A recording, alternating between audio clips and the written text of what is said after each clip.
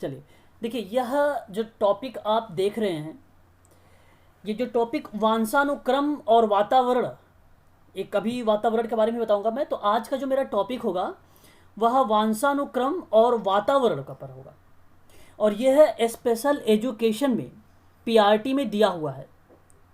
ठीक है, special education PRT में दिया हुआ है कि आपको यहाँ से एक प्रश्न पूछा जाएगा वंशानुक्रम से और एक वातावरण से। तो ध्यान से मेरी बातों को सुनिएगा आप कि वंशानुक्रम की भूमिका क्या क्या होती है और वातावरण की क्या क्या भूमिका होती है।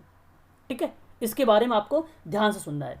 चलिए मैं आगे चलता हूँ और आप सबके लिए देखिए, पहले तो हमें थोड़ा समझ लेना चाहिए कि वंशानुक्रम होता क्या है। पहले मैं वंशानुक्रम के बारे में बात कर रहा हूँ आप लोगों से, ध्यान से मेरी बात को सुनिए।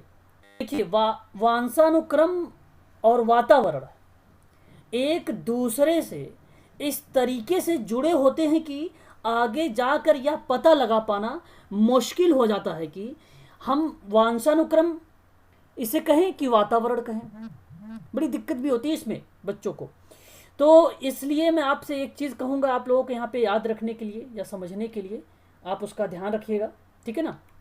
जैसे देखिए, माता पिता, देखो वंशानुक्रम हमेशा आप जानते हैं भली भांति तरीके से, माता पिता या पूर्वजों से आने वाली पीढ़ियों को जन्म से ही मिलने वाले जो गुण होते हैं वह एक प्रकार का वंशानुक्रम कहलाता है। बस सिंपल लैंग्वेज में आपको यही समझना है।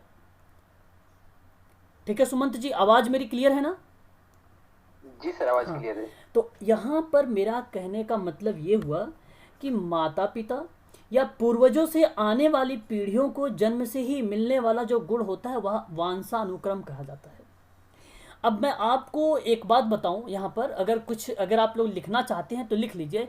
जैसे मैं कहूँ मेन बिंदु, मेन बिंदु का मतलब होता है प्रमुख पॉइंट। जैसे अगर आप लिखना चाहें तो लिख लीजिए, अदरवाइज आप समझते हैं समझ लीजिए, क्योंकि वो एग्जाम में प्रश्न बनाते हैं। देखो प्रश्न कहाँ से बनते हैं, कौन कौन से सेंटेंस से बनते हैं, इसका आपको ध्यान रखना चाहिए। तो मैं आपसे कहूँ तो यहाँ पर एक मिनट, मेरा कॉल आ रही है थोड़ा सा। तो मेरा यहाँ पर कहने का मतलब आपको वो बिंदु वो याद रखने हैं सुमंत सर, जो एग्जाम में प्रश्न बनाए जाते हैं। जैसे अगर मैं आपसे एक बात कहूँ, बालक के लिंग निर्धारण का वो किसके द्वारा से होता है, लिंग निर्धारण किसके द्वारा होता है, तो ये प्रश्न बनता है। तो ये प्रश्न बहुत लोग सोचते हैं भाई कहाँ से प्रश्न उठा लिया गया है। जो लिंग निर्धारित करता है वो जेंडर की बात कर रहा है ना, यहाँ पे वो प्रश्न बनाता है एग्जाम में।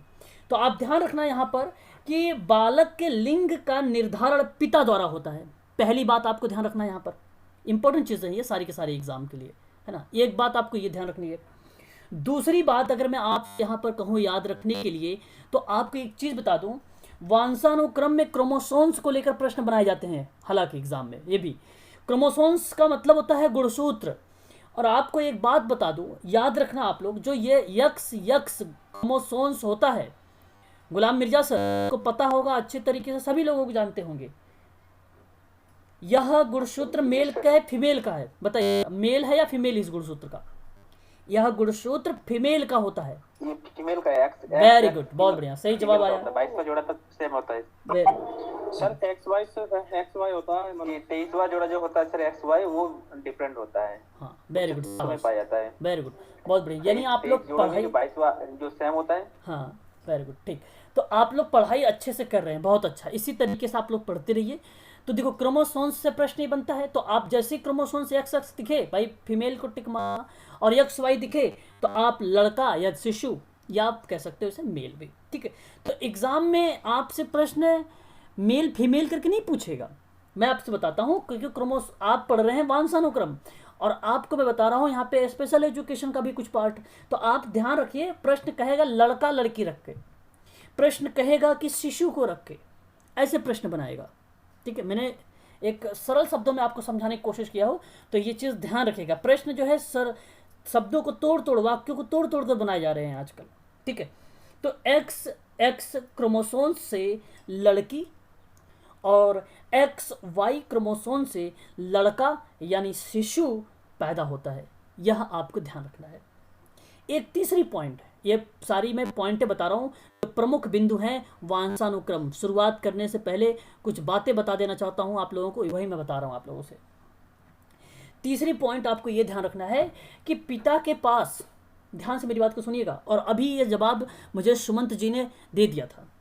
तो जो पिता के पास केवल 23वां जोड़ा, जो 23वां जोड़ा होता है एक्स वाई गुणसूत्र होता है, ये आपको ध्यान रखना होगा।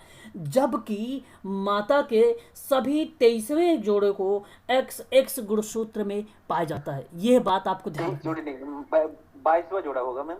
Sorry sir. कोई बात नहीं, कोई बात। हाँ नहीं, माता का 22वां जोड़ा जो होता है वो 22 जो सेम होता है। देखिए, टोटल 23 जोड़े होते हैं ना सर। हाँ 23 जोड़े होते हैं। पिता के 23 पास, जोड़े में जो है 22। पिता के पास केवल 23वां जोड़ा होता है। मेरी बात सुनिए, पिता के पास केवल 23वां जोड़ा होता है, ये आप जानते हैं। लेकिन आपको अगर एक बात बताऊं, जिससे आपने सही कहा, हेट्रोसोम को लेकर एटोसोम को लेकर आपने बात कर रहे हैं यहाँ पर, मैं आपकी बात समझ गया सुमन सर, मैं समझ गया आप जहाँ से बोल रहे हैं, ठीक है। 22 गुणसूत्र को आपने जोड़ा और 23वां जो गुणसूत्र था इन दोनों का और लिंग निर्धारित किया, यही कहना चाह रहे हैं आप शायद। तो मैं आपको बता दूं, यहाँ आपको मैं ये बता रहा था कि जो 23वां गुणसूत्र है वो एक्स वाई है, और जबकि माता का जो सभी 23वां जोड़े होते हैं वो माता के सभी 23वें जोड़े हैं जो एक्स एक्स है। वही एक्स एक्स तो भाई 23वां जोड़े को मैं यहाँ बताना चाहता हूँ वो मैच किया है ना इससे एक्स वाई से। मैं ये आपसे ये बताना चाह रहा था, मेरी बात समझ नहीं आई आपको। मैं आपसे कह रहा हूँ सुमन सर, मेरी बात सुनिए, जो 23वां गुणसूत्र है वो किसको बताता है भाई? लिंग निर्धारित करता है, ये पुरुष का करता है भाई, ये आप जानते हैं। 22 जोड़े तो होते ही हैं, आपको भी पता है भाई। लेकिन क्या इस 23वें में कोई अंतर या कोई डिफरेंट नहीं है, तो इसीलिए इसको एक्स एक्स का रूप दिया गया है। तो यही कहा जा रहा है कि 23वें जोड़ों में भी एक्स एक्स गुणसूत्र पाए जाते हैं। वो तो गुणसूत्र तो यही होता है ना, मैच तो पुरुष का होता है भाई, मैच करता पुरुष उसका ना। तो ये चीज़ें हैं, और आप ध्यान रखिए बस इतनी बात सिर्फ मेरा, कि 23वां गुणसूत्र केवल पिता में पाया जाता है, ये चीज़ आपको ध्यान रखना है। एक बात और ध्यान सुनिए, जो पिता के 23वें गुणसूत्र हैं, जो 23वां गुणसूत्र है वह वंशानुक्रम और लिंग गुणसूत्र कहा जाता है उसका। 23वें गुणसूत्र को, जो पिता के 23वां गुणसूत्र है, उसका क्या नाम है? ये भी प्रश्न अगर आपसे पूछा जाए या बनाया जाए तो ये आप ध्यान रखें। इस 23वें गुणसूत्र का जोड़ा जो होता है, यह वंशानुक्रम का भी नाम दिया जाता है इसको, और इसी को ही लिंग गुणसूत्र भी कहा जाता है। तो यह आप ध्यान रखिएगा, इसके इतने नाम होते हैं, ठीक है, 23वें गुणसूत्र का। और एक बात और ध्यान रखिए, मैंने आप लोगों को जब डिसेबिलिटी पढ़ा रहा था विजुअल इम्पेयरमेंट के बारे में, तो मैंने आप लोगों को वर्धानता के बारे में बताया था। क्यों सुमंत सर? बताया था ना? तो जी, कलर ब्लाइंडनेस। हाँ, कलर ब्लाइंड, वेरी गुड। तो एक बात आप ध्यान रखिए, जब गुणसूत्रों में 1000 तक जीन्स जुड़े होते हैं, जो माता पिता गुणसूत्रों में, या उनके मैं बात करूँ गुणों को लेकर रिलेट करूँ, इसके जो गुण हैं वो क्या होते हैं? वाहक के रूप में आते हैं। आपको याद होगा कि मैंने वहाँ पे कलर ब्लाइंडनेस में किस तरीके से मैप के माध्यम से आपको लोगों को समझाया था कि देखिए कैसे बच्चा जो हो रहा है वहाँ पे ब्लाइंड हो रहा है। तो क्योंकि वाहक का मतलब होता है एक प्रकार से क्या कर रहा है? हस्तांतरण करने की प्रक्रिया होती है। तो माता पिता के गुणों के वाहक जो गुण होते हैं वो एक प्रकार से हीमोफीलिया या वर्धानता जैसे जन्मजात विकृति को रिलेट कर देता है। तो यहाँ आप समझ गए होंगे, ठीक है, कि इनके जो 1000 तक जीन्स जुड़े होते हैं, आप ध्यान रखिएगा ये बात, ये एग्जाम में प्रश्न बनते हैं। अगर लिख रहे हैं तो आप ऐसे लिखिए, इन गुणसूत्रों में 1000 तक जीन्स होते हैं या जुड़े होते हैं, आप ऐसे कर लीजिए, जो माता पिता के गुणों के वाहक गुण होते हैं। यह आपके पॉइंट हो गई। उसके बाद एक और पॉइंट लिखिए, उसी में या तो ज्वाइन करके लिख दीजिए कि हीमोफीलिया और वर्धानता, जिसको आप कलर ब्लाइंडनेस कह रहे हैं, जन्मजात रोग होता है, यही रीज़न है इसकी वजह से, ठीक है, यह आपको ध्यान रखना है।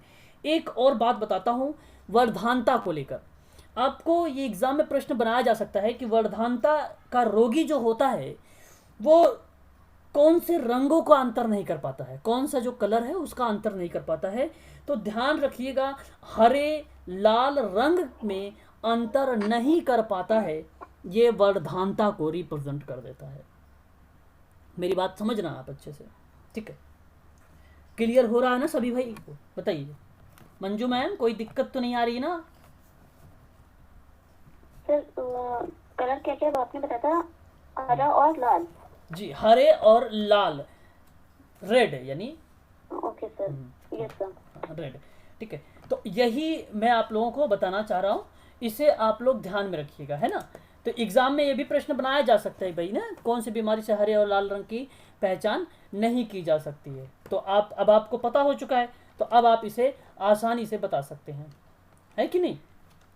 ठीक है, चलिए फिर कोई दिक्कत तो नहीं हो रही है, मैं अब आगे बढ़ूं? ठीक है, बताइए एक बार सुमन सर। चलो अच्छा, देखिए, हाँ देखिए, मैं आपको जो यहाँ पर जो चीज़ें बताया है, जो रोग में जीन के यक्ष गुणसूत्र पाए जाते हैं, कारण ये है कि जो लाल रंग की वर्धानता है उसको जानते हैं। लाल रंग की वर्धानता को क्या बोलते हैं? मेरी बात को समझिए, मैं वंशानुक्रम पढ़ा रहा हूँ, तो आप ये भी ना समझे कि मैं कलर ब्राइंडनेस वाला पढ़ा रहा हूँ। तो कभी कभी नाम भी पूछा जाता है, जैसे मैं अगर आपसे कहूँ कि भाई बताइए जरा मुझे लाल रंग की वर्धानता को क्या नाम दिया गया है, तो उसका नाम है प्रोटोनोपिया। आप इसीलिए मैं कह रहा हूँ कि नोट डाउन करिए ना, प्रोटोनोपिया कहते हैं इसे। मैं आशा कर रहा हूँ कि समझ में अच्छे तरीके से आ रहा हो, जो एग्जाम के पॉइंट ऑफ व्यू से इंपॉर्टेंट चीज़ों पे चर्चा कर रहा हूँ। और कभी कभी प्रश्न ये भी पूछ सकता है मंजू मैडम कि हरे रंग का बताइए, फिर उसकी वर्धानता को क्या नाम दिया गया है साइंस के पॉइंट ऑफ व्यू से। तो हरे रंग की जो वर्धानता है उसका जो नाम है ड्यूटेरोनोपिया बोलते हैं उसको। यहाँ पे आप, मैं लिख रहा हूँ, आप इसे भी लिख लीजिए, है ना? ड्यू, ठीक है, इसे ड्यू बोलते हैं। टेरे क्या बोलते हैं इसको। मेरा थोड़ा सा स्क्रीन जो है यहाँ पे चल नहीं रहा, एक मिनट, बैटरी इसकी लो हो चुकी है। मैंने आपसे ये बता रहा था, हरे रंग की वर्धानता को क्या बोलते हैं? ड्यूटे, या ऐसा आप कहें कि ड्यूटे रेनोपिया बोलते हैं, रेनोपिया बोलते हैं, ठीक है? तो आप इसे ध्यान रखिएगा, जो कि एग्जाम में पूछा जा सकता है आप लोगों से ये प्रश्न बनाकर, है ना? तो इसे आप ध्यान रखिएगा। अच्छा, ये बात तो क्लियर हो गई होगी आप लोगों को। आगे बढ़ते हैं फिर। जो हीमोफीलिया है, नेक्स्ट पॉइंट की बात कर रहे हैं। जो हीमोफीलिया है वो राजघरों की बीमारी भी कहते हैं इसे। हीमोफीलिया बेसिकली राजघरानों की, यानी अगर एग्जाम में प्रश्न जैसे अप्लाइड टाइप के बने भाई कि राजघरानों, जैसे बहुत कहते हो ना आप लोग कि भाई बहुत टफ हिंदी का प्रयोग करता है DSSB, तो राजघरानों की बीमारी कहा गया है किसे? हीमोफीलिया को कहा गया है। इसे पहली अगर मैं आपसे बात करूं या इसकी वाहक की बात करूं, तो इंग्लैंड की एक महारानी विक्टोरिया थी, वह एक वाहक के रूप में सबसे पहले उन्हीं में देखा गया था। हाँ बोलिए। हाँ, महारानी विक्टोरिया को। जी बिल्कुल सुमंत जी, बिल्कुल गुलाम मिर्जा जी, बिल्कुल सही जवाब। तो यह आपको ध्यान रखना है। अब ध्यान से सुनिए एक और पॉइंट, मैं अभी वंशानुक्रम की पॉइंटें बता रहा हूँ जो आपके एग्जाम के लिए बहुत इंपॉर्टेंट है। ये एग्जाम में प्रश्न बनाए हुए प्रश्न जो पॉइंट बोल रहा हूँ आप लोगों से। अच्छा, एक और पॉइंट, जैसे मैं आपसे बात करूं कि माता के जो 21वें गुणसूत्र के जोड़े होते हैं, अलग ना हो पाने से संतान में डाउन सिंड्रोम होता है। और ट्राइसोमी 21 गुणसूत्र मैंने आपको बताया था, है ना?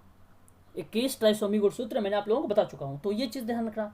और पिता के द्वारा अगर अतिरिक्त, अगर मैं बात करूं, पिता के द्वारा अगर एक अतिरिक्त यक्ष गुणसूत्र प्राप्त करने से होने वाली जो संतान होगी, वो संतान होगी क्लीन फिल्टर सिंड्रोम होगा।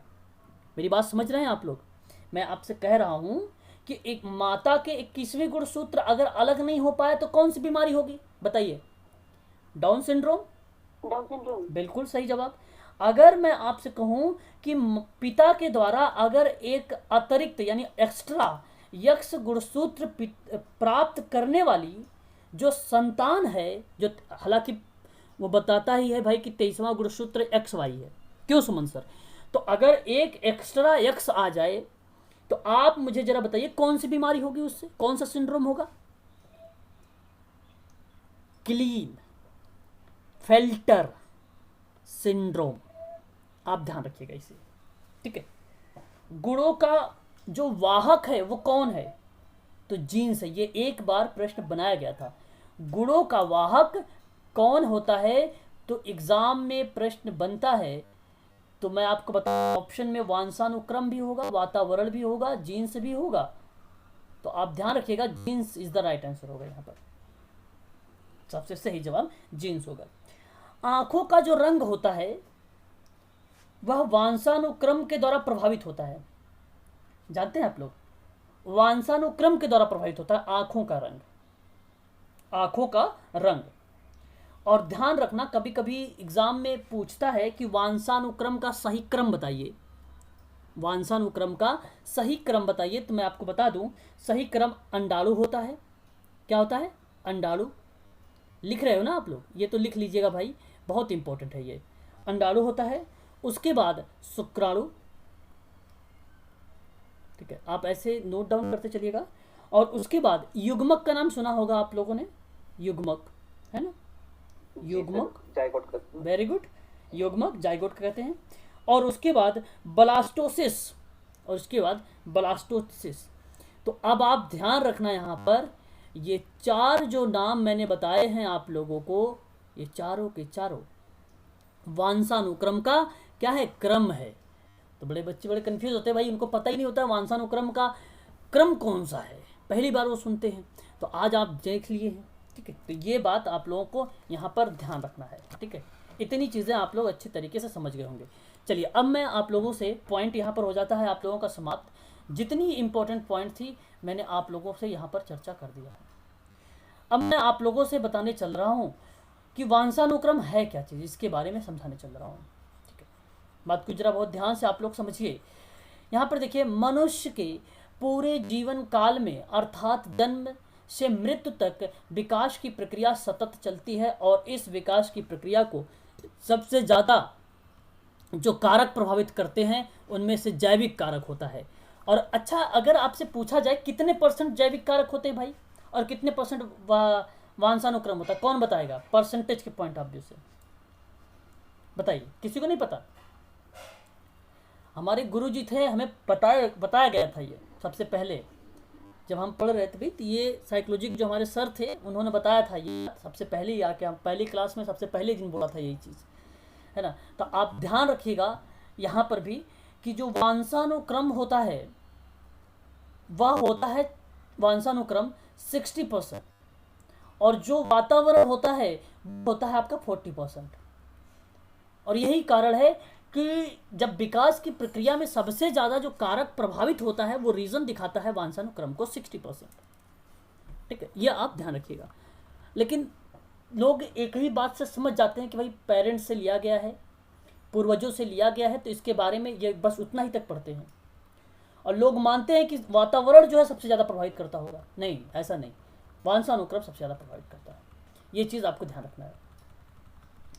देखिए, यहाँ पर अगर मैं बात करूँ, किसी भी शिशु का विकास उसकी माँ की गर्भधारण की अवस्था से प्रारंभ हो जाता है।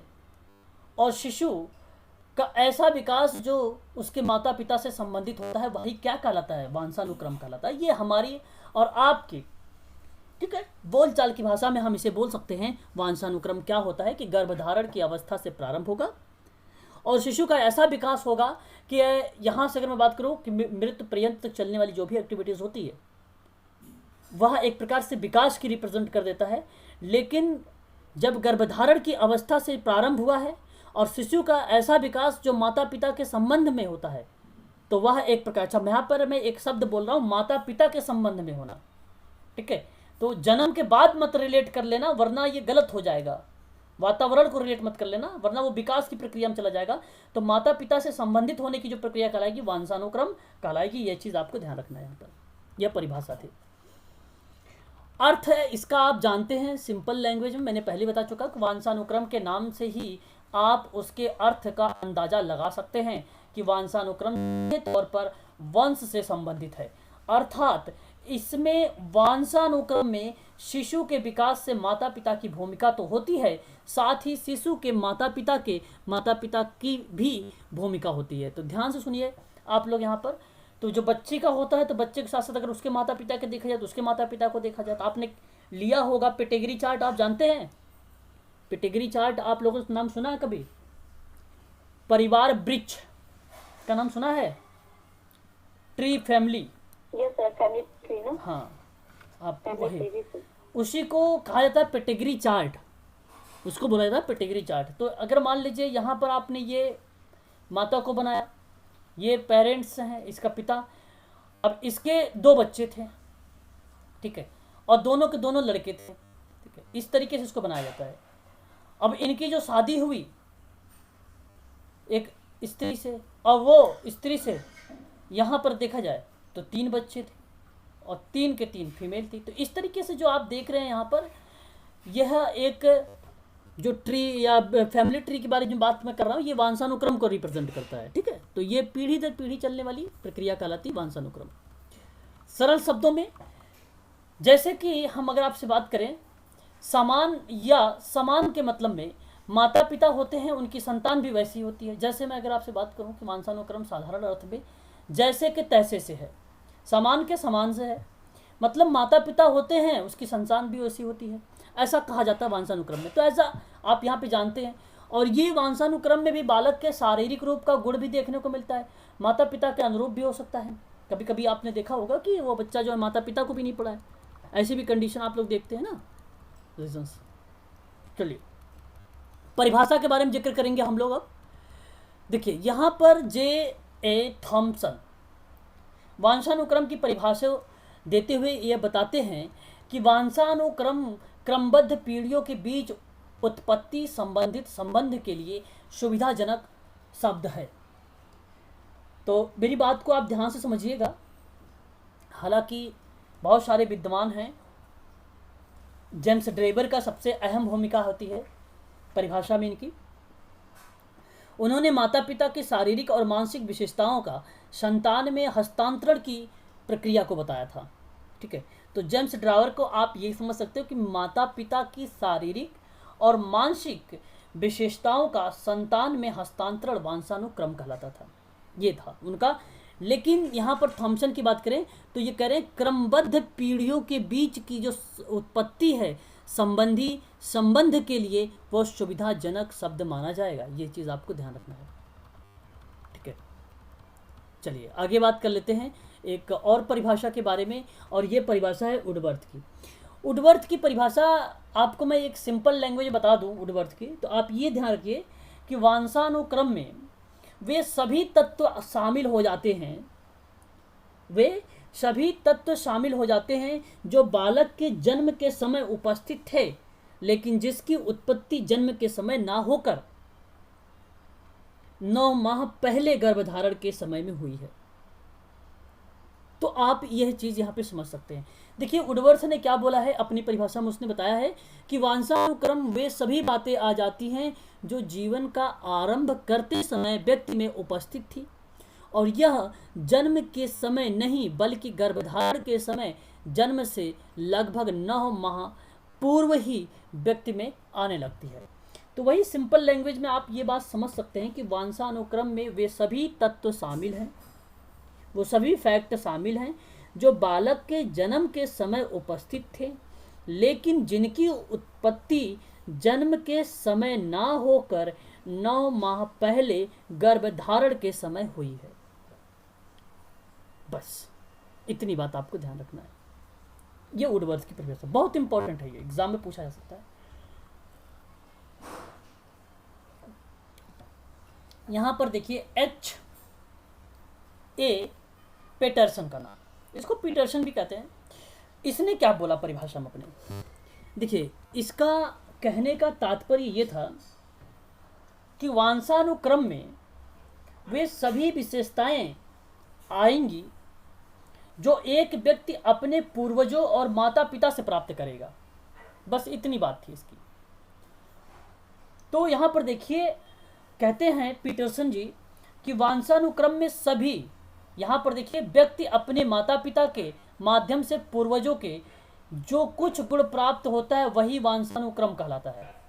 और मैं आपसे क्या बोल रहा हूँ, मैं आपसे यही बोल रहा हूँ कि वंशानुक्रम में वे सभी विशेषताएं आती हैं जो एक व्यक्ति अपने पूर्वजों और माता पिता से प्राप्त करता है। बस वही परिभाषा है पीटरसन की।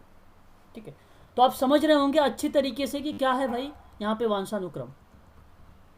अच्छा देखो, मैंने जेम्स ड्रेबर के बारे में भी आप लोगों से चर्चा भी किया था।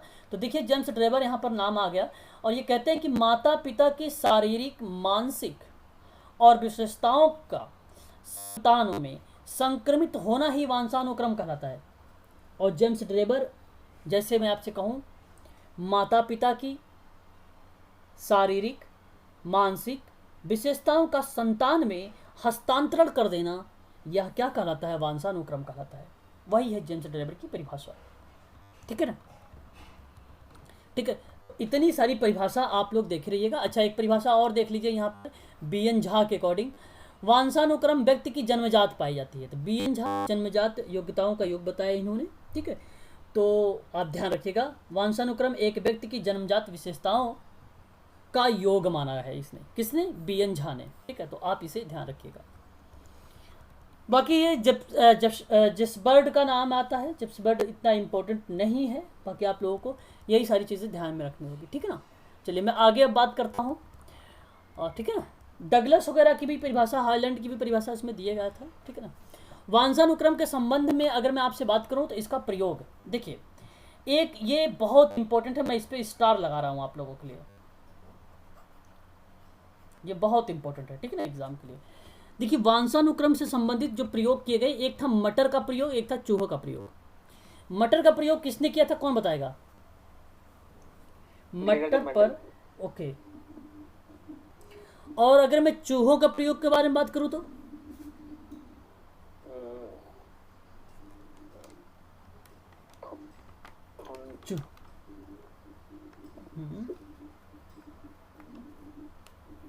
देखिए मैं आपको बताऊं,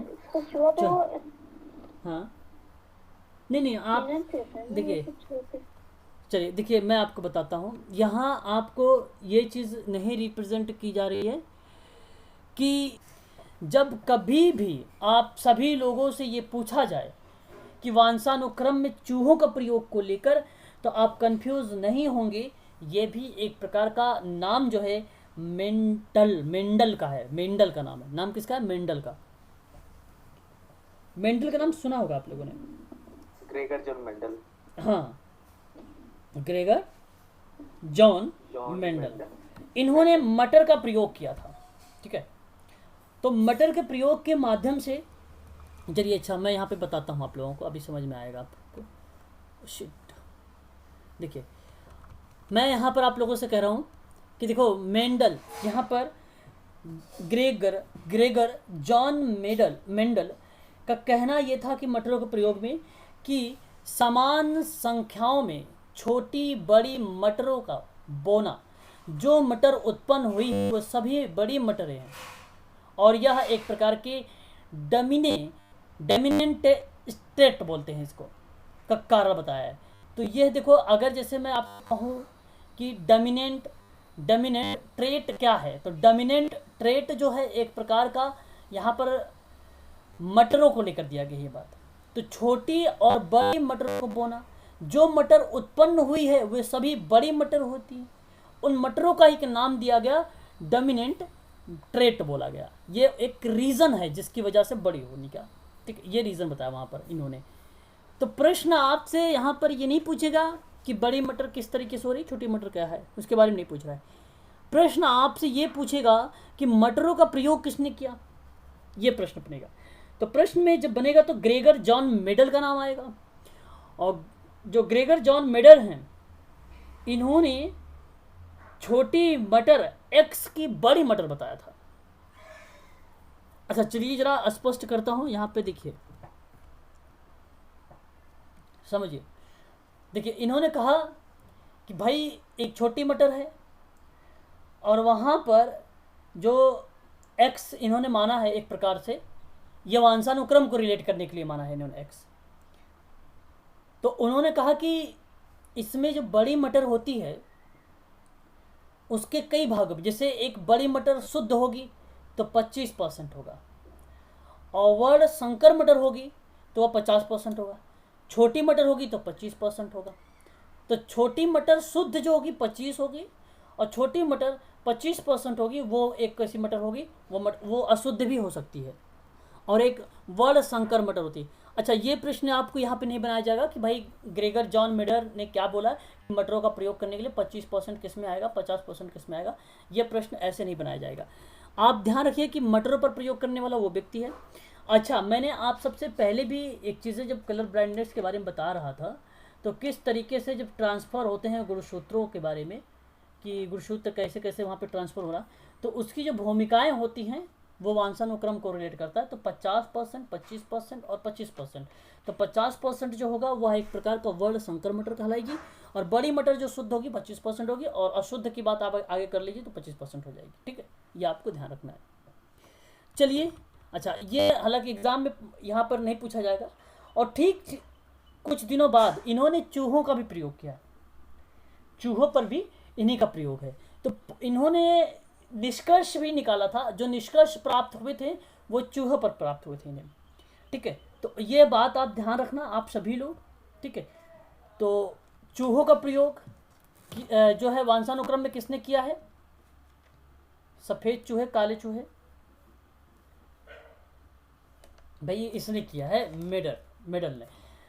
देखिए एक बात ध्यान सुनिए, आप इसी पर मैं अगर बताऊं कि जैसे सामान को जन्म देता है, जैसे अगर मैं आपसे कहूं वंशानुक्रम का नियमों के बारे में अगर मैं बात करूं, नियम, वंशानुक्रम का नियम जानते हैं क्या होता है? एक नियम तो होता है मेडल का नियम होता है, और एक नियम होता है समान और समान जन्म देने का नियम। जैसे देखो मेरी बात सुनिए, पहले जो मेडल का नियम था वो आप जानते हैं कि भाई मेडल तो एक प्रकार का, यहाँ पर ये तो अनुवांशिकीय जनक माने गए हैं ये ग्रेगर जॉन मेडल, और इनका जो श्रेय गया बेसिकली मटर और चूहों पर ही इन्होंने प्रयोग किया। तो इन्होंने उस पे 3 टाइप के प्रयोग किया। तो उन्होंने कहा कि एक समान और समान को जन्म देता है, तो सफ़ेद चूहे जन्म देंगे सफ़ेद चूहे को। एक तो इन्होंने ये बताया, बात मेरी समझ रहे कि नहीं आप मेरी बात, कि मैं यहाँ पे चूहा क्यों बोला, क्यों निष्कर्ष इनको मिल रहा है यहाँ पर। जैसे मेल फीमेल सफ़ेद चूहा रहेंगे तो वहाँ पे जो उत्पत्ति हुई चूहे की वो भी सफ़ेद चूहा होगा। तो एक इन्होंने कहा कि समान भी हो सकता है, और एक इन्होंने कहा कि असमान जन्म देता है। जैसे अगर मैं कहूँ आपसे कि एक मान लीजिए वाइट चूहा हो, ठीक है, वाइट रेट प्लस में और एक ब्लैक रेट हो। मेरी बात समझिए, देखो यहाँ पे असमान हो रहा है ना, एक ब्लैक चूहा है और एक सफ़ेद चूहा है, बात समझ रहे हैं? तो इससे जो वो हाइब्रिड का रेट, जो हाइब्रिड, इसी तरीके से इन्होंने मटर पे भी प्रयोग किया था। आप चूहे की बात यहाँ पे सुनिए, तो हाइब्रिड का ब्लैक, तो यहाँ पे हाइब्रिड का ब्लैक होगा। बात को समझिए, अगर वाइट रेट प्लस में ब्लैक रेट मिलेंगे तो यहाँ पर हाइब्रिड का मिलेगा। तो हाइब्रिड आप समझिएगा, हाइब्रिड ब्लैक होगा। ये असमान मिला, हाइब्रिड मिला। और अगर मान लीजिए हाइब्रिड ब्लैक मिला है तो जरूरी नहीं कि वाइट नहीं मिलेगा, तो हाइब्रिड वाइट भी मिल सकता है, दोनों मिल सकते हैं, दोनों में से लेकिन एक ही मिलेगा कोई भी, जाहिर सी बात है ना? नहीं समझ में आया? बोलिए एक बार। सुमन सर नहीं समझ में आया, पूछिए। नहीं समझ में आया सर, दोनों को मिला दे तो हाइब्रिड का निर्माण होता है। हाँ, बस समझिए। भिन्नता और प्रत्यागमन का नियम एक होता है, भिन्नता और प्रत्यागमन। बहुत लोग कहते होंगे सर यहाँ तो हो सकता है भाई भिन्न का भी हो सकता है नियम ये, और बहुत लोग कहते हैं भाई कि प्रत्यागमन का मतलब अगर मैं बात करूँ तो ये मेडल का एक वो था, शिष्य था, उसका नाम था सेरोसन ने प्रत्यागमन को सिद्ध कर दिया था। तो प्रत्यागमन को उसने जब सिद्ध किया तो उसने कहा कि भिन्नता प्रतिगमन का जो सिद्धांत होगा वह एक प्रकार से, मैं आपको बताऊं, वाइट रेट प्लस में हाइब्रिड का ब्लैक जो मिल जाए, देखो वाइट रेट हो जाएगा, ठीक है, और अगर आप मैं कहूँ हाइब्रिड का ब्लैक रेट मिल जाते हैं, तो इन्होंने इससे कहा कि या तो ब्लैक रेट हो सकता है या तो वाइट रेट हो सकता है, परंतु अगर जो भी होगा उसकी मृत्यु हो जाएगी। और यानी यहाँ पर बताया कि मृत्यु के चीज़ों में जो जिक्र करने वाला था ये बताया इन्होंने, इसी को कहा गया भिन्नता और प्रत्यागमन का मठ। तो ये थे इसके चूहे पर, इन्होंने इस तरीके से इसको प्रयोग में लाया था। मैं आशा करता हूँ कि आप लोगों ने समझ गए होंगे अच्छे तरीके से, ठीक है। तो ये था उसका, देखो यहाँ पर देखो मेडल का नियम प्रत्यागमन को स्पष्ट करता है, लेकिन यहाँ जो इसको स्पष्टीकरण की बात है ना, वो नाम आया था प्रत्यागमन का किसका, उसका शिष्य था सेरोशन। आप ध्यान रखिएगा, सेरोशन उसके शिष्य का नाम था। बच्चे में माता पिता की ओर एक एक गुणसूत्र आता है, हालांकि आपको सबको पता है, मैंने पहले भी इसके पॉइंट के बारे में लिखवा चुका हूँ। देखिए यहाँ पे रेशियो के बारे में देखो बताया है, कालांतर में इसका अनुपात 1.2 और 2.4 और 1.2 तथा 1. देखिए ये जो कालांतर का अनुपात है, ये अनुपात है क्या चीज़, आप समझ लीजिए। यहाँ पर प्रत्यागमन में जो नियम था, उस नियम में कहा था कि एक व्हाइट रैट होगा और हाइब्रिड जो होगा वो 3 होगा, इसका रेशियो बनाया था। और इनसे जो होंगे भाई, या ब्लैक रेट भी हो सकता है, या आपका यहाँ पर जो है वाइट रेट भी हो सकता है। तो यह जो रेशियो याद रखना आप लोग, अच्छा ये रेशियो आप इसे याद रखने की ज़रूरत नहीं है, यहाँ पर जो मैं आप लोगों को बता रहा हूँ वो याद रखिए आप लोग, यहाँ पर ये रेशियो याद रखने की ज़रूरत नहीं है आप लोगों को, ठीक है भाई।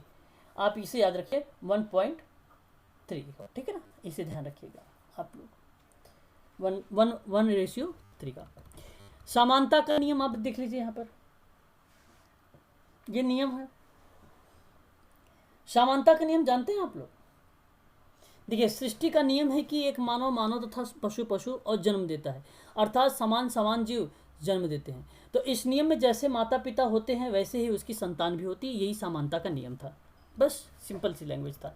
विभिन्नता का नियम, जैसे मैंने अभी रैट के बारे में बताया, तो इस नियम के अनुसार बालक अपने माता पिता के बिल्कुल समान ना होकर उसकी बुद्धि, रंग, स्वभाव सब कुछ क्या है, भिन्न है, तो वो विभिन्नता का नियम हो जाएगा। तो ये नियम है वंशानुक्रम का। प्रत्यागमन यानी प्रावर्तन भी कहा जाता है इसे, और ये किसने दिया भाई, शेरोशन ने दिया है। तो इस नियम में बालक ने अपने माता पिता की ठीक विपरीत गुण पाए जाते हैं। तो बहुत प्रतिभाशाली माता पिता के बच्चे भी मंदबुद्धि हो सकते हैं, है ना, और मंदबुद्धि माता पिता के बच्चे जो है प्रतिभाशाली भी हो सकते हैं। तो यही एक प्रकार का क्या था, प्रत्यागमन का निष्कर्ष निकाला गया था, ठीक है, प्रत्यागमन का निष्कर्ष निकाला गया था। वंशानुक्रम का सिद्धांत होता है। अब आप ध्यान से मेरी बात को सुन लीजिए, सिद्धांतों को, और यहाँ से आपका ये टॉपिक समाप्त हो जाएगा। फिर वंशानुक्रम का सिद्धांत क्या होता है, देखिए वंशानुक्रम का जो सिद्धांत होता है, ध्यान रखिए, अर्जित गुणों के संक्रमण का सिद्धांत, ये जानते हैं क्या कहलाता है? ये कहता है कि अर्जित गुणों का वितरण का सिद्धांत मानता है। अब बेसिकली अगर मैं आपसे बात करूं इस सिद्धांत में, तो ध्यान रखना आप लोग ने, ये लैमार्क के द्वारा दिया गया था। किसके द्वारा दिया गया है? लैमार्क, ठीक, आप इसे ध्यान रखिएगा, लैमार्क के द्वारा दिया गया ये। और एक जिस और अगर लिखना चाहते हो आप इसमें लिख भी सकते हो कि विकासवाद के जनक जो हैं लैमार्क कहे गए, और लैमार्क ने जिराफ का अध्ययन किया था। तो कभी कभी प्रश्न बनता है, जैसे आप कुछ पाला वगैरह के बारे में जानते हैं तो बताइए भाई जिराफ के बारे में किसने अध्ययन किया है?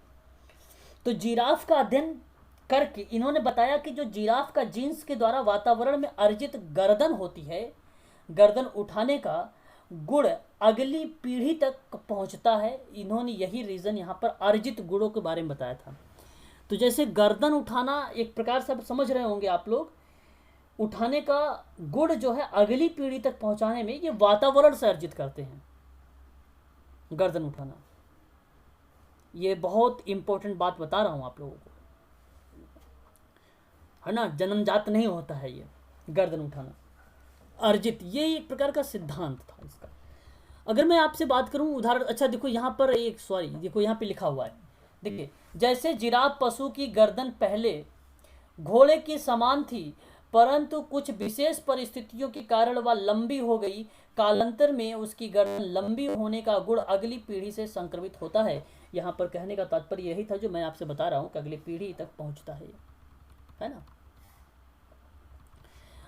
दूसरा सिद्धांत था मेंडल का, और ग्रेगर जॉन मेंडल 20 जुलाई 1822 और 6 जनवरी 1884 का एक इनका कार्यकाल था।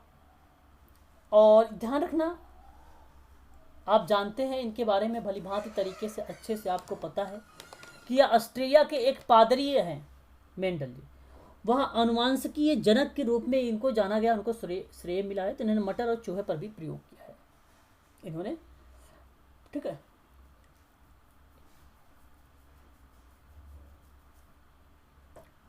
क्लियर हो रहा है? अच्छा, इस नियम के बारे में जान लीजिए, ये नियम था क्या। देखिए मैं बताऊं, ये जो मटर का मैंने अभी आपको बताया है, उस मटर के बोने से जो वास्तविक मटर है, जो शुद्ध मटर है, उसी के बारे में ये चर्चा करते हैं। और मटर के पौधे पर इन्होंने क्या किया था, रिसर्च किया था, मटर के पौधे पर ही। तो मटर की शुद्धता की वास्तविकता के बारे में बताए हैं ये अनुवांशिक जनक, इन्होंने इसी कारण से इन्हें अनुवांशिक जनक कहा गया है इसका। ठीक है। बीज कोशों की निरंतरता का सिद्धांत क्या होता है? देखो बीज कोश, आप समझिए यहां पर बात अगर मैं करूं तो यह बीज कोशों की निरंतरता का सिद्धांत दिया किसने है, तो आपको बता दूं, बिजमैन का नाम आपने सुना होगा। तो बिजमैन के द्वारा दिया गया, और बिजमैन कहते थे पीढ़ी दर पीढ़ी संतानें बदलती रहती हैं लेकिन मूल बीजाणु एक ही रहता है, इनका कहना था। और यह सिद्धांत वैज्ञानिक रूप से गलत हो गया साबित, यह सिद्धांत गलत हो गया बिजमैन का। तो बीज कोशों का निरंतरता का जो सिद्धांत था वो आप ध्यान रखिएगा, यहाँ पर बिजमैन का था, उन्हें अपने ही नाम पर रखा था, जर्मनी के रहने वाले थे। और बीजों का कार्य केवल उत्पादन कोशों का निर्माण करने से, जो बीज कोश को उस बालक का अपने माता पिता से मिलता है उसे अगली पीढ़ी को हस्तांतरित कर देता है, उसे अगली पीढ़ी को हस्तांतरित कर देता है। ठीक है, लेकिन मूल बीजाणु एक ही रहता है, मूल बीजाणु एक ही रहता है, इनका स्टेटमेंट भी है।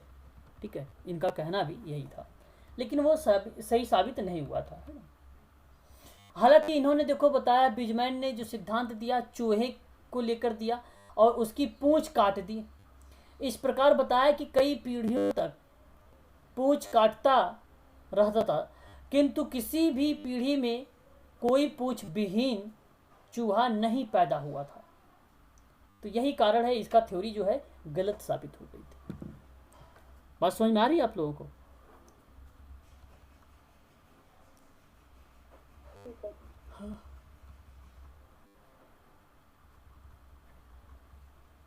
चलिए डार्विन का सिद्धांत देख लीजिए। डार्विन का सिद्धांत के अनुसार उन्होंने कहा कि निरंतरता बदलती परिस्थिति के अनुसार परिवर्तन करने पर बल देता था, और कुछ प्रजातंत्रियों अपने आप में या वातावरण में समायोजित होने का प्रयास करते थे, और कुछ आवश्यक परिवर्तन, सुधार और विकास का कार्य करते थे। तो आप यहाँ पर ये सिर्फ ध्यान रखिए कि निरंतरता जो परिस्थितियां हैं वो बदलती रहती हैं निरंतर वंशानुक्रम में, और ये बात कहता था डार्विन का सिद्धांत। बस इतनी बात आपको यहाँ पर ध्यान रखना है, डार्विन का सिद्धांत। ये हो जाएगा आपका। चलिए आगे बढ़ते हैं। अब यहाँ पर आपका जो सिद्धांत था वंशानुक्रम का वो हो गया समाप्त। ठीक है, यह आप ध्यान रखिएगा। संयोग से नियम बच्चे को माता पिता से मिलने वाले या गुणों की मात्रा या बालक का लिंग निर्धारण पहले ही निश्चित नहीं किया जा सकता है, यह एक प्रकार का व्युत्पन्न नियम का रूप जाना गया था। म्यूट हो जाइए, आवाज आ रही बैकग्राउंड, म्यूट हो जाइए। ठीक है, तो इन्होंने विषमता का भी नियम बताया कुछ। अच्छा, विषमता का नियम आप जानते हैं, जहां पे अनुवांशिक गुण होते हैं जो माता पिता जो अनुवांशिक गुण होते हैं जो किससे मिलते हैं भाई, जो ना, जैसे मैं अगर आपसे कहूँ कुछ ऐसे भी विषमताएं होती हैं, जैसे अनुवांशिक गुण होते हैं जो माता से नहीं मिलते, पिता से भी नहीं मिलते, पूर्वजों से भी नहीं मिलते हैं। तो ये गुण वाले जो बालक होंगे वो दुनिया के किसी भी दूसरे व्यक्ति के अलग हो सकते हैं, इसलिए अद्वितीय गुण भी होता है। यही कारण है अद्वितीय गुण भी होता है। ठीक है, तो यहाँ पे अगर मैं कहूँ, एक नाम था डर्डिल और बोडार्ड, इन्होंने अध्ययन किया था। ठीक है, तो इनका भी परिवार पर अध्ययन था, इन लोगों ने भी वंशानुक्रम को लेकर परिवार पर अध्ययन किया था। गाल्टन भी अध्ययन किया था, गाल्टन ने 1977 में सफल हो गया था। तो उस समय भी उसने अध्ययन किया, निष्कर्ष निकाला था, वंशानुक्रम के प्रभाव पर। थॉर्नडाइक का भी आता है नाम, ठीक है, बहुत लोगों का, 2-3 लोग हैं जिनके नाम आते हैं, इसके बारे में अध्ययन किया है इन लोगों ने, ठीक है। चलिए, वातावरण बहुत सरल है, पर्यावरण के बारे में आप लोग जानते हैं, ये सिंपल सा है, आप इसे समझ लीजिए। देखिए, मनुष्य के आसपास पाई जाने वाली, मनुष्य के आसपास पाई जाने वाली जो भी निर्जीव वस्तुएं हैं, सजीव वस्तुएं हैं या प्राणी हैं, उन परिस्थितियों में जिनमें प्रभावी होता है, हम उसे ही क्या कहते हैं, हम उनको क्या बोलते हैं, वातावरण बोलते हैं। जैसे आप देखिए यहाँ पर स्क्रीन पर, पर्यावरण आप जानते हैं उसी को कहा जाता है, परि प्लस आवरण से लिया गया है, जहाँ पर हम कहते हैं चारों ओर अपने, जो हमारे चारों ओर जो चीज़ें घिरी हुई हैं उन्हीं के बारे में हम बात करते हैं। यह प्रकार से पर्यावरण का रिप्रेजेंट करता है उसको। मैं आप सबसे यही कहूँगा कि आप लोग परिभाषा पर ध्यान दें थोड़ा सा, बाकी आप पर्यावरण के बारे में जानते हैं, जो हमारे आसपास की चीज़ें हैं उसी को वातावरण या पर्यावरण के रूप में भी जाना जाता है, ठीक है। तो वातावरण पर्यावरण का एक प्रकार से पर्यायवाची शब्द है, आप ये जान सकते हैं यहाँ से, है ना। और आगे अगर मैं बात करूँ आप लोगों से, थोड़ा सा वेट, स्क्रीन लेकर आ रहा हूँ PDF। तो यहाँ पे देखिए, वातावरण का अर्थ स्पष्ट है, चारों ओर से भी, है ना। तो चारों ओर से जो घिरे हुआ वातावरण उसी का स्पष्ट करता है। तो विभिन्न वैज्ञानिकों ने अपने अपने विचार प्रकट किए।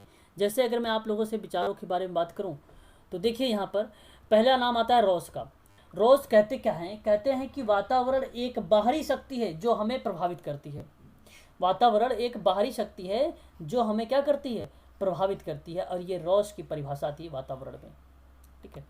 वुडवर्थ की परिभाषा के बारे में बात करूं तो वुडवर्थ क्या कहते हैं शब्दों में वातावरण को लेकर इन्होंने बताया है कि बाह्य तत्व आ जाते हैं जिनमें व्यक्ति का जीवन आरंभ करने के समय से ही प्रभावित होने लगता है।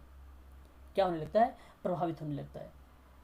कहने का मतलब ये था इनका कि वातावरण में वे सभी बाह्य तत्व आ जाते हैं जिनमें जन्म के बाद हमें स्वरूप प्रदान करने की सहायता होती है, स्वरूप प्रदान करने की सहायता होती है। तो यह एक प्रकार का वुडवर्थ की परिभाषा थी, ठीक है। तो ये बात आप लोग यहाँ पर ध्यान रखिए, ठीक है। परिभाषा को लेकर जिस वर्ग की भी परिभाषा आती है, ठीक है। ठीक है, कोई ज्वाइन होना चाहते हैं, हम लोगों ने देख लिया भाई कि वातावरण की जो परिभाषाएं थी वो बाहरी शक्ति से है जो हमें प्रभावित करती है। वातावरण वे सभी बाह्य तत्व हैं जिनको जन्म के बाद हमें स्वरूप प्रदान करती है। जो हमारे चारों ओर घिरे हुए हैं, जिन पर हम प्रत्यक्ष रूप से प्रभाव डालते हैं, उसे हम वातावरण कहते हैं। तो ये था वातावरण के बारे में। मैं आप लोगों से अब बताने चल रहा हूँ वातावरण के कुछ कारक हैं। जैसे मैं आप कारकों के बारे में बात करूँ तो देखिए, भौतिक कारक हैं, आपके सामने दिख रहा है, सामाजिक कारक है दिख रहा है, आर्थिक कारक है, सांस्कृतिक कारक है। देखिए, भौतिक कारक एक प्रकार से मनुष्य के विकास की जलवायु पर प्रभाव डालता है। एक प्रकार से भौतिक कारक में अगर मैं बात करूँ आप लोगों से, भौगोलिक परिस्थितियों के बारे में बात करता है ये भौतिक कारक, ठीक है। जैसे ठंडे प्रदेशों में व्यक्ति सुंदर, गोरे, स्वस्थ, बुद्धिमान होते हैं, तो ये हो जाएगा आपका। और अगर मैं आपसे बात करूं सामाजिक कारक में, तो सामाजिक कारक के बारे में आप ये ध्यान रखिए कि जैसे अगर मैं बात करूं सामाजिक कारक में, तो यहाँ सामाजिक कारक अगर रिलेट होता है आपका, तो आप समाज को रिलेट करिए। तो व्यक्ति एक समाज प्राणी है, इसलिए उस पर समाज का प्रभाव अधिक दिखता है। तो सामाजिक व्यवस्था, रहन सहन, परंपरा, आर्थिक रीति रिवाज, पारस्परिक अंतःक्रिया का संबंध में अधिक कार्य होता है, तो वह एक प्रकार का क्या हो जाएगा, सामाजिक कारक भी वातावरण में प्रभावित होता है। आर्थिक से आप समझ गए होंगे, धन से संबंध हो।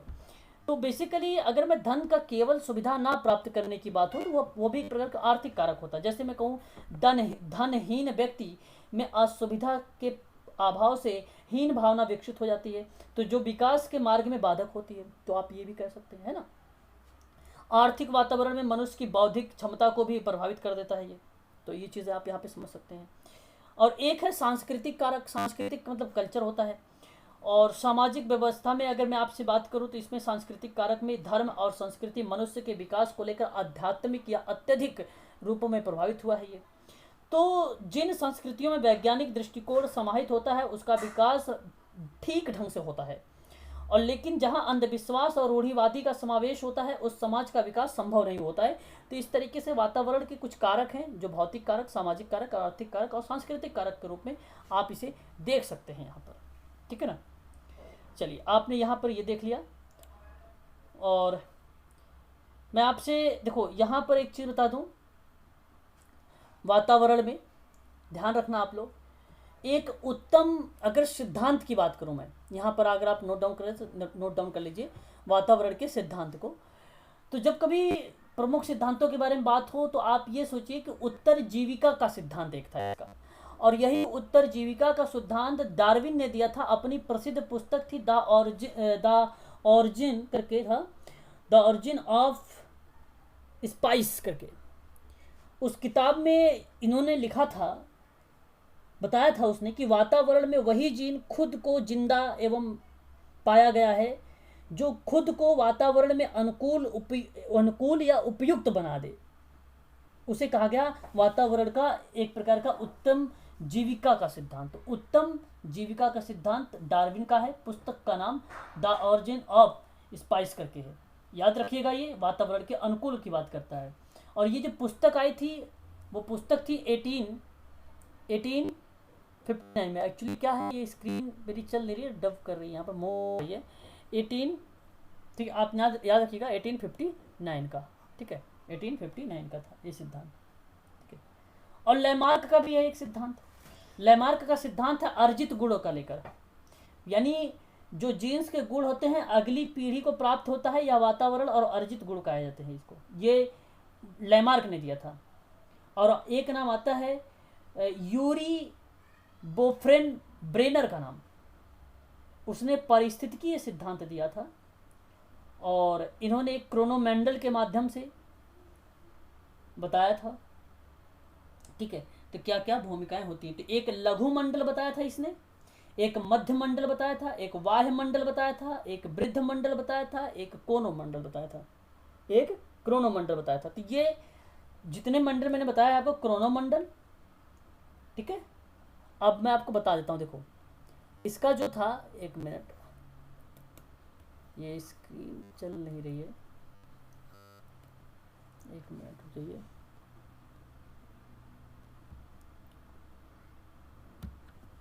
यहाँ पर देखिए, ये जो एक है, ये यहाँ पर ये जो मंडल है आपका नाम था इसका वृद्ध मंडल, इसका ये माइक्रो मंडल, जो इस तत्व में जो बालक के अलावा भी पूरी मानवता पर प्रभाव डालता है, इसे सभ्यता और संस्कृति को रिलेट करते हुए इसको बोला गया था वृद्ध मंडल या मैक्रो मंडल भी इसे कहा गया था। उसके बाद एक और मंडल आता था, इस मंडल को क्या बोला गया था आपको बता दूं, इस मंडल को क्या बोला गया था, एक मिनट देखिए, ये जो था आपका ना, ये था आपका वृद्ध मंडल, मोनोमंडल ये था आपका। और ये जो मंडल है ये वाह्य मंडल है, ये वाह्य मंडल है। और वाह्य मंडल में वे तत्व थे जो बालक जुड़ा नहीं होता, वाह्य से जुड़ा नहीं होता था, ये वाह्य मंडल ये था, जो बालक जुड़ा नहीं है उसे वाह्य मंडल। और जिसमें बालक के अलावा भी पूरी मान्यता पर प्रभाव डालता हो वो वृद्ध या मोनोमंडल, मोक्रोमंडल या मैक्रोमंडल आप इसे कह सकते हो, मैक्रोमंडल भी कह सकते हो इसे। और अगर मैं यहाँ पर बात करूँ इसके अलावा, तो इस मंडल की बात होगी तो यह जो मंडल होगा, इस मंडल का जानते हैं आप लोग क्या नाम था, इस मंडल का जो नाम था वो मध्य मंडल करके नाम था, मीजो सिस्टम जिसको बोलते थे आप, ठीक है, मीजो सिस्टम।